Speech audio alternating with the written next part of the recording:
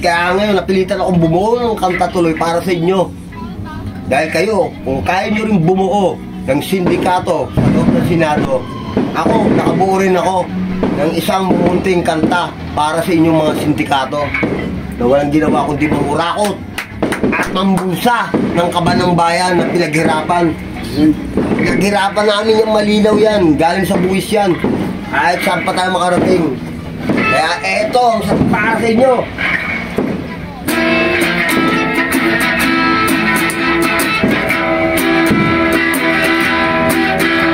Kumusta Pilipinas?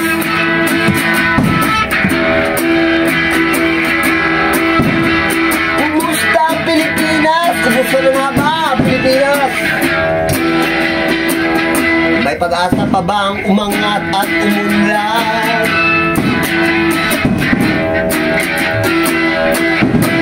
Hey! Kumusta Pilipinas? Lalo na sa mga naka-uniforming katulad yung mga mandurugan.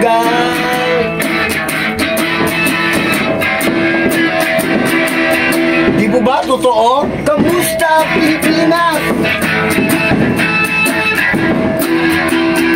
Lalo na sa mga naka-uniforming tulad yun ng mga mandurugan.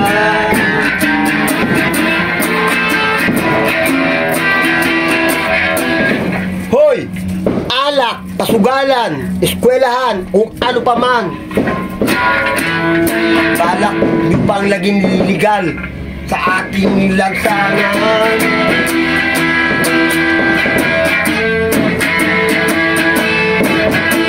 Pampublikong eskwelahan, kulang-kulang. Pampublikong lansangan, kulang-kulang. Pampublikong balikuran, kulang-kulang.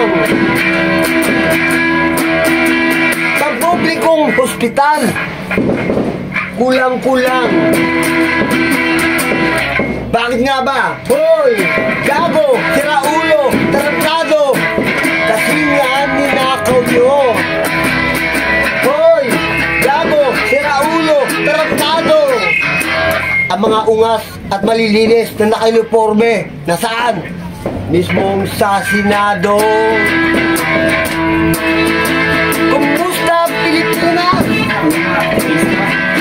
Sa mga naka-uniformeng mga mandurugan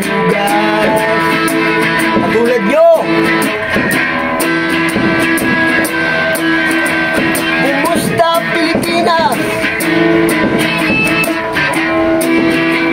Forever, for life, forever naghihirap.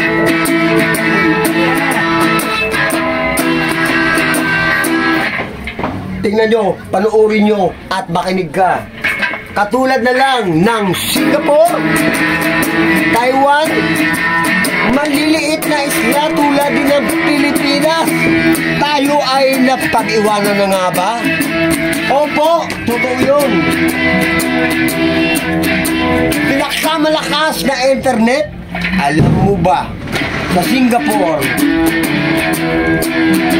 Pinakamalakas na negosyo, kumikita, sa entablado o kung ano pa man, walang iba, Japan. Pakikisig, matitibay na technology, Japan. Sa atin, ano, kakanin, Pilipinas. Ang layo sa technology, magkano lang naman ang kakanin.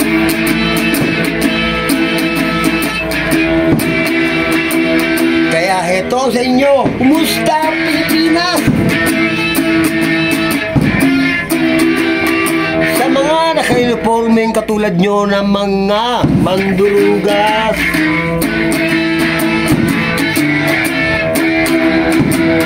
Hoy! Hoy! Kumusta Pilipinas?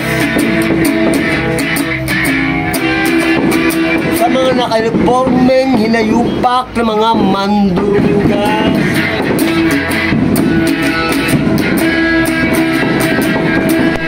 Hoy! Hoy, mahiya ka! Mahiya ka! Sobrang mahiya ka naman!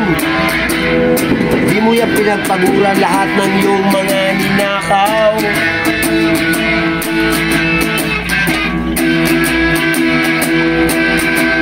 Malinaw at malinaw pa sa malinaw. Halos lahat galing po yan sa buwis ng mamayang Pilipinas.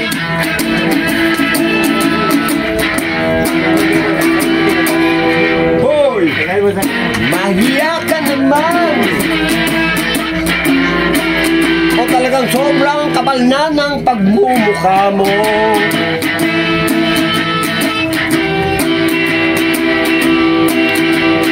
Di ba sapat ang sahod nyo? Kung tutusin, napakalaki na. Di pa kayo nakontento. Ginako nyo pa ang kabal ng ating bayan.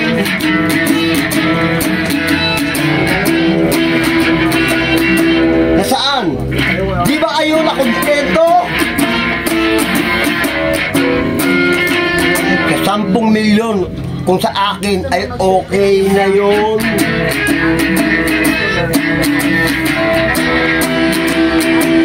Pero anong ginawa nyo? Trilyon, trilyones na. Ang mga lahat ng binulsa nyo.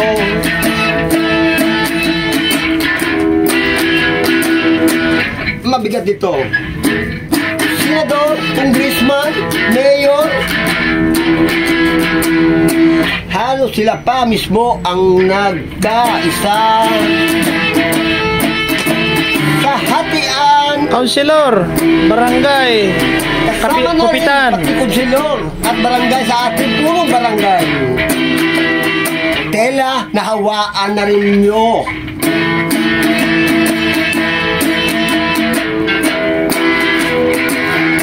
Ang mabigat nito, panahon pa pala ni Marcos, ang tatay ni Bong Marcos, ang mga pamamaraan yung mga gago kayo.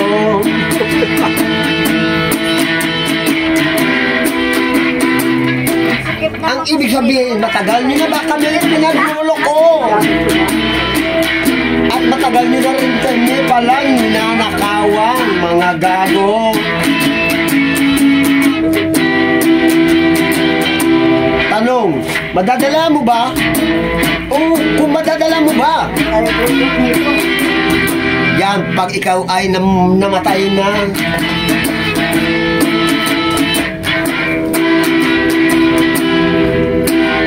Kahit ibalik mo pa ng buo,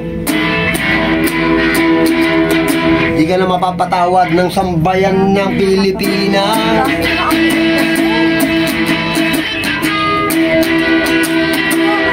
Kulang pa nga sa'yo ang ipako. Ipako sa krus bago ikulong forever. Kaya ako sa inyo, parang awa nyo na, ibalik nyo na sa Pilipinas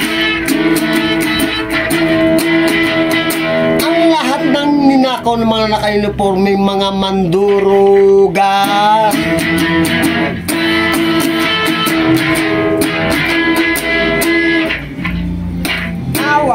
Awa, nasaan ang nga bang awa? Sila naubos na rin, pati mga luha ng sambayan ng Pilipinas. Dahil sa kaungasan nyo, mga abusado gago.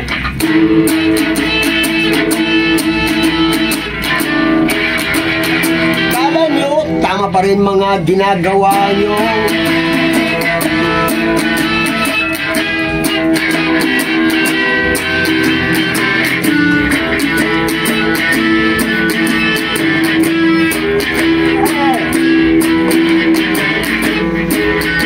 Sa mata ng tao kayo nakaligtas, ngunit sa mata ng Diyos sigurado kayo ay matutodas.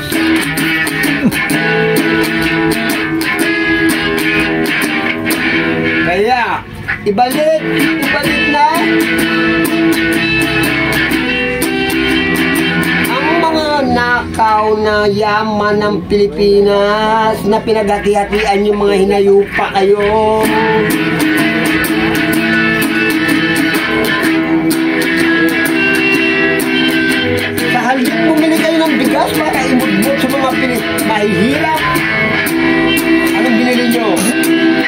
kotse ng mga mamahalin, hindi naman nakakain.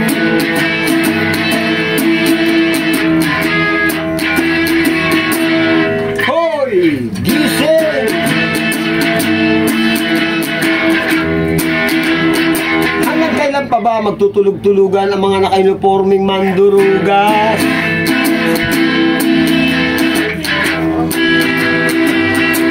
Kaya nagkamali ang apelido. Bagay sa inyo ang pangalan ay mandurugas, kuratong nangungurako.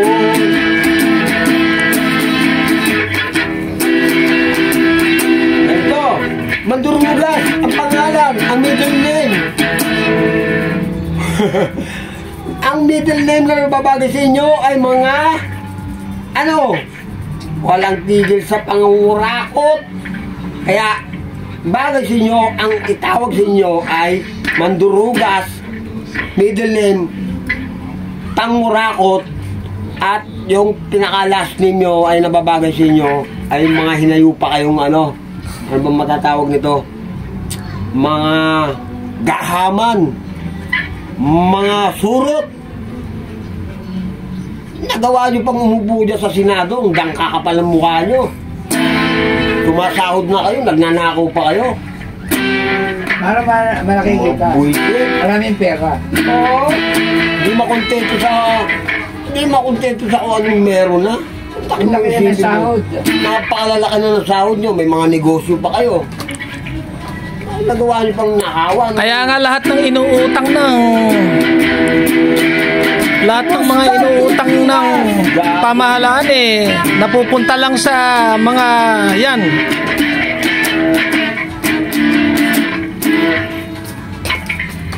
Pagka